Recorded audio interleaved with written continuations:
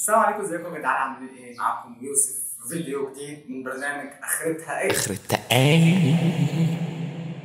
كنت ناوي بدل ما انزل لكم الفيديو ده كنت انزل لكم فيديو قصتي مع الثانويه العامه، بس للاسف انا صورت الفيديو بتاع قصتي مع الثانويه العامه صورته على جزئين. الجزء الاول صورته الجزء الاول كنت حاسس فيه ان انا عامل غزلان قوي زياده عن اللزوم، يعني اللي هو يا ابني الحياه دي انت بس اشتغل على حاجات صغيره جدا، والحاجات الصغيره كلها بنشتغل عليها. وبعد كده قلت لا انا مش عايز ادي نصايح وكده، انا هتكلم بالشكل الطبيعي.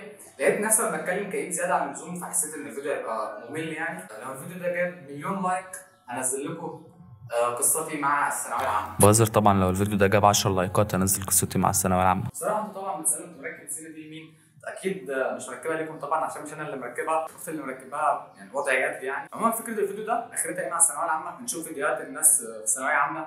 اشوفكم عاملين ايه يا جدعان في الثانويه العامه يا جدعان.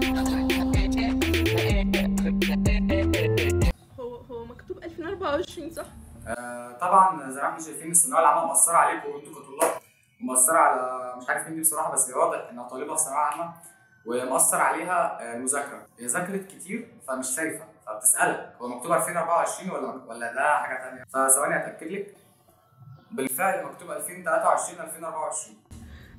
لا الجامعه بجد الجامعه مش عارفه. لا مش عايز. ايوه مكتوب 24. اتخطيتي من ايه؟ لينا احنا يعني انا بقيت طالبه ثانويه عامه، يعني هو انا اصلا طالبه ثانويه عامه، بس يعني بطلت في انا صايم مش عايز اشتم يا جدعان. حاسه ان انا خدت الصدمه. خدت الصدمه بقى، انا خدت الصدمه بقى. طب بذمتكم ده منظر جدول امتحانات ولا جورنال؟ يعني انا مش عارفه هي جورنال ولا جورنال. انا مش ناقص توتر بصراحه، مش عارف اسمي بصراحه، بس مش ناقص توتر. يعني اول واحد متوتر انا عايز اطلع ازاي؟ محتاج اف يطلع ولا ايه؟ اطلع من ايه؟ يا مستر خالد صارف نفسه وحشني والله العظيم. اعظم مدرس في ثانويه عامه، بس انا ما كنتش واخد عنه، يعني ما كنتش بتفرج عليه بصراحه. عايز مراجعه الواحد ما ذاكرش ولا حاجه ونص ساعه وتلم لي المنهج كله. ايوه يا نص ساعه. لا نص ساعه كتير بصراحه، لو يبقوا 25 دقيقه يعني كتير برضه والله. 25 تخيل تقعد 25 دقيقه بتقعد تلم في منهج كامل، كتير. واخش الاقي الاسئله دي في الامتحان، ولو ما لقيتهاش هقول عليك مدرس حمار. انت دلوقتي عامل لي مراجعه نص ساعه تقول لي دي اسئله الامتحان، وقعد اذاكر نص ساعه كامله، وفي الاخر ادخل الامتحان ما الاقيش ان دي الاسئله. فانت مدرس خالد صقر، انت خالد صقر قوي يا اخي. اكتر دفعه تتظلم في ثانويه عامه دفعه 2025، بسبب ان كل شهر قرارات جديده وتغير في نظام امتحان وان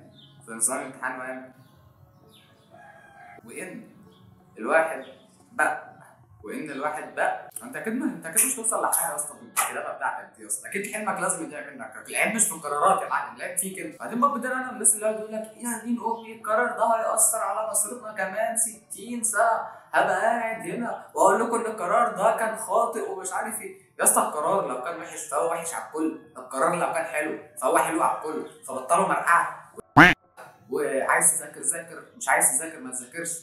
والسلام عليكم. شايف المنظر عامل ازاي؟ جبت لي كتاب. يعني ايه جاب لك اكتئاب؟ الكتاب بيجي هنا ولا ايه؟ يعني ايه؟ طب انا كده عندي اكتئاب طيب ولا ايه؟ جد اذيتيني نفسيا. انت متأكدة ان انت عندك اكتئاب؟ مش جرب؟ اذيتيني نفسيا واخد منك تعويض كبير. في امل في شعرك، في امل، والاكتئاب بيجيب امل. لانك اذيتيني نفسيا. ولا حضرتك تفضل ان شعرك بيقع او بيتساقط، فده صلع وراثي ملوش علاقه بالاكتئاب، لان مصر كلها عندها صلع وراثي. لانك انت اذيتيني نفسيا. هتورينا ايه تاني بقى عشان اتاكد ان عندك اكتئاب بقى؟ ايه اللي هتكشفي ايه المره الجايه يا مجنونه دي؟ وجدي مرض نفسي.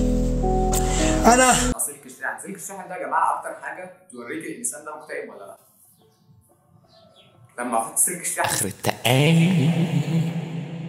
طلاب ثالثه ثانوي عام اللي خايف ما يحققش حلمه، اللي خايف يتظلم بعد قرارات الوزير الجديد يكلمني.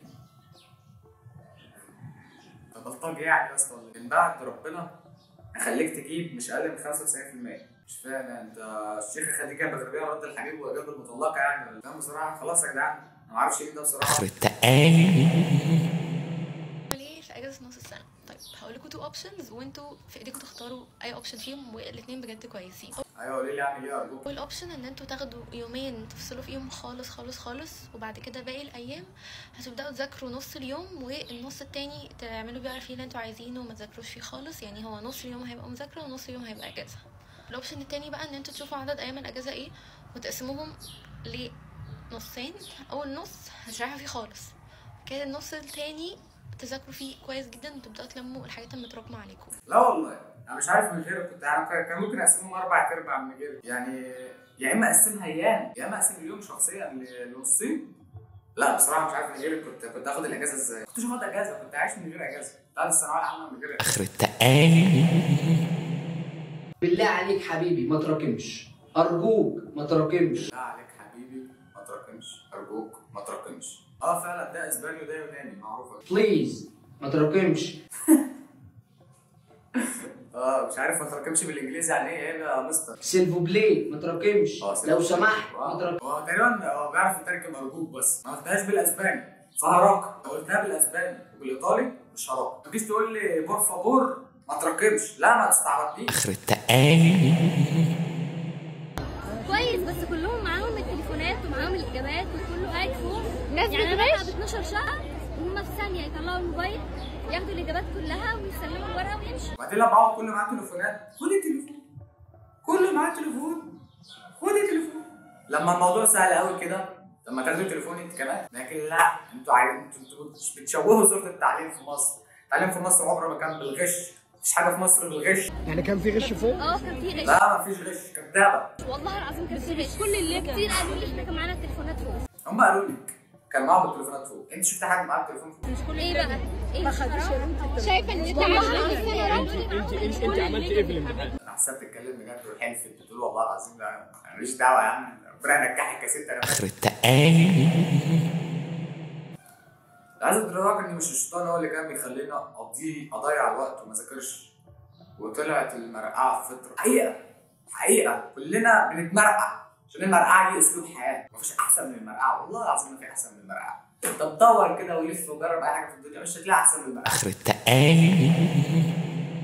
الواحد خايف بعد كل ده يبقى ده صوت عقله، وبعد ما النتيجه تطلع يقعد لوحده بعد دوشه اليوم اللي هيبقى صوت تفكيري اعلى منها بمراحل. ايه؟ الواحد خايف بعد كل ده يبقى ده صوت عقله بعد ما النتيجه تطلع ويقعد لوحده بعد دوشه اليوم اللي هيبقى صوت تفكيري اعلى. انا مش فاهم حاجه، انا مش فاهم والله مش فاهم يا كاتبه ايه ده. الواحد خايف بعد كل ده يبقى ده صوت عقله. الواحد خايف بعد كل ده يبقى ده صوت عقله بعد ما النتيجه تطلع ويقعد لوحده بعد دوشه اليوم اللي هيبقى ايه كل البعدات دي؟ يعني انت هتقعدي بعد ايه ولا تعملي ايه؟ مش فاهم. ان هيبقى صوت تفكيرها اعلى منها بمراحل، ده شيء كويس. انت بتفكر اهو، يعني مخك شغال، ده شيء جميل يا بنت. احمد ربنا يا بنت. حد مخه مش شغال دلوقتي. اخر التقال. انا شايف كفايه كده على الفيديو ده عشان ما تضيعش وقتك. برضه انت طالب في ثانويه عامه ومحتاج تذاكر وتلم دنيتك، روح ذاكر يعني. قبل ما تروح تذاكر اشترك في القناه وفعل زر الجرس، وقول لي لو انت عايز تعرف قصتي مع الثانويه العامه. لو حابين نصايح عن الثانويه العامه وكده اكيد مش هعمل العبط ده يعني. يا اسطى لو عايز تذاكر ذاكر، مش عايز تذاكر ما تدعوا. لا يا اسطى انا مالي يا اسطى. وربنا معاكم والسلام عليكم ورحمه الله وبركاته.